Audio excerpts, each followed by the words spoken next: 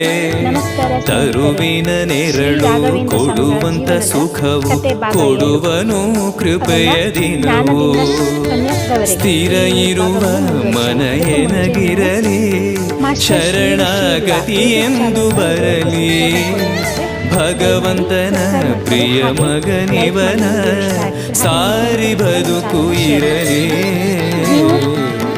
ಶ್ರೀ ರಾಘವೇಂದ್ರ ಸ್ವಾಮಿಗಳ ಕಥೆನ ಹೆಚ್ಚುವರಿಯಾಗಿ ಕೇಳಬೇಕಂದ್ರೆ ನಮ್ಮ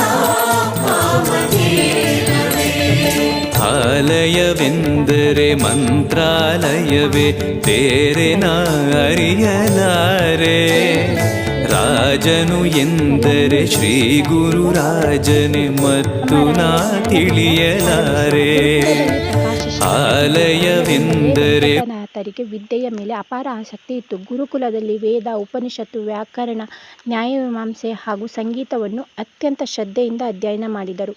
ಕಠಿಣವಾದ ಶಾಸ್ತ್ರಗಳಲ್ಲಿಯೂ ಅವರ ಸ್ಪಷ್ಟವಾದ ಉತ್ತರಗಳು ನೀಡುತ್ತಿದ್ದರು. ಅವರ ಜ್ಞಾನ, ವಿನಯ ಮತ್ತು ಏಕಾಗ್ರತೆಯನ್ನು ಕಂಡು ಗುರುಗಳು ಹಾಗೂ ಸಹಪಾಠಿಗಳು ಮೆಚ್ಚುಗೆಯನ್ನು ವ್ಯಕ್ತಪಡಿಸುತ್ತಿದ್ದರು. ವೆಂಕಟನಾಥರು ಕೇವಲ ವಿದ್ಯಾವಂತರಲ್ಲ, ಉತ್ತಮ ಗುಣಗಳನ್ನು ಬೆಳೆಸಿಕೊಂಡಿದ್ದರು.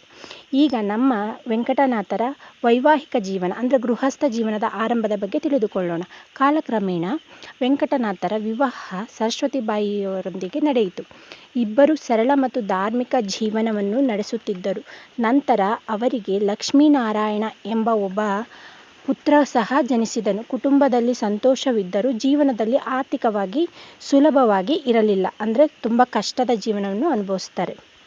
ಬಡತನದಲ್ಲಿ ಅಚಲ ಭಕ್ತಿ ಕುಟುಂಬವು ಅನೇಕ ಕಷ್ಟಗಳನ್ನು ಎದುರಿಸಿತು. ಕೆಲವೊಮ್ಮೆ ಅಗತ್ಯ ವಸ್ತುಗಳ ಕೊರತೆಯೂ ಎದುರಾಗುತ್ತಿತ್ತು. ಆದರೂ ವೆಂಕಟನಾಥರು ತಮ್ಮ ನಿತ್ಯ ಪೂಜೆ, ಅಧ್ಯಯನ ಮತ್ತು ಧರ್ಮೋಪದೇಶವನ್ನು ಎಂದಿಗೂ ಬಿಡಲಿಲ್ಲ. ಕಷ್ಟದ ಸಮಯದಲ್ಲೂ ದೇವರ ಮೇಲಿನ ನಂಬಿಕೆ ಮತ್ತು ಧೈರ್ಯವನ್ನು ನಮ್ಮ ವೆಂಕಟನಾಥರು ಎಂದೂ ಕಳೆದುಕೊಂಡಿಲ್ಲ. ಯಾಕಂದರೆ ಅವರಿಗೆ ಹರಿನಾಮ ಸ್ಮರಣೆಯೇ ಉಸಿರಾಗಿತ್ತು. ನಮ್ಮ ವೆಂಕಟನಾಥರ ಜ್ಞಾನಕ್ಕೆ ದೊರೆತ ಗೌರವ. ವೆಂಕಟನಾಥರ ಪಾಂಡಿತ್ಯದ ಸುದ್ದಿ ಅನೇಕ ಪಂಡಿತರು ಮತ್ತು ಮಠಗಳಿಗೂ ತಲುಪಿತು. ಶಾಸ್ತ್ರ ಚರ್ಚೆಗಳಲ್ಲಿ ಅವರು ನೀಡುತ್ತಿದ್ದ ವಿವರಣೆಗಳು ಎಲ್ಲರ ಗಮನ ಸೆಳೆಯುತ್ತಿದ್ದವು. ಅವರ ಜ್ಞಾನಕ್ಕಿಂತಲೂ ಹೆಚ್ಚು ಅವರ ವಿನಯವೇ ಜನರ ಮನ ಗೆಲ್ಲುತ್ತಿತ್ತು. ಈಗ ಜೀವನದಲ್ಲಿ ಮಹತ್ವದ ತಿರುವು ವೆಂಕಟನಾಥರಿಗೆ ಸಿಗುತ್ತೆ. ಏನಪ್ಪ ಅಂದರೆ ಪ್ರತಿಭೆಯನ್ನು ಗುರುತಿಸಿದ ಶ್ರೀ ಸುಧೀಂದ್ರ ತೀರ್ಥರು ಅವರನ್ನು ಮಠದ ಕಾರ್ಯಗಳಲ್ಲಿ ಹೆಚ್ಚಿನ ಜವಾಬ್ದಾರಿ ವಹಿಸಲು ಆಹ್ವಾನಿಸಿದರು. ಈ ಆಹ್ವಾನವು ಅವರ ಜೀವನಕ್ಕೆ ಹೊಸ ಅಧ್ಯಾಯಕ್ಕೆ ನಾಂದಿ ಹಾಡಿತು. ಮುಂದೆ ಇದೇ ಮಾರ್ಗ ಅವರನ್ನು ಸನ್ಯಾಸದ